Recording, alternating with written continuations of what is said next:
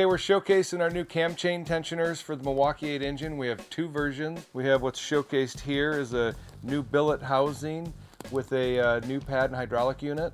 This pad and hydraulic unit are based off of the same tensioners that we offer for the twin cam engine, but we've retrofitted them over here to the Milwaukee 8. So you get a new aluminum housing, the pad and hydraulic unit with some ARP hardware.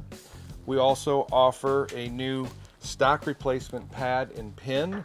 So this is what the factory unit looks like, and this is just a natural color nylon pad, but there's the pin and the pad itself. The Feuling pad and pin, I guess both pads that we're talking about here, are a hardened nylon material with a Teflon adder.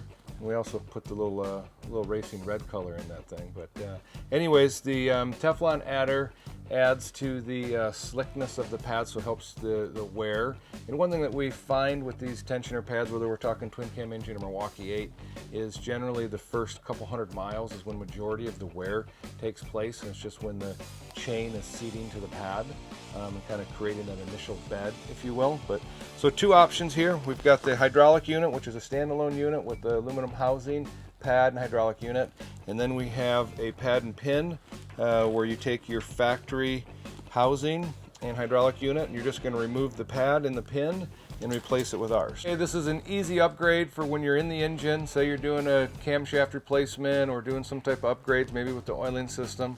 We hope you're looking at the high flow oiling systems like showcased here, but nonetheless a super easy upgrade whether you want to do the pad and the pin and or the complete hydraulic unit and billet tensioner housing. No bullshit, just performance.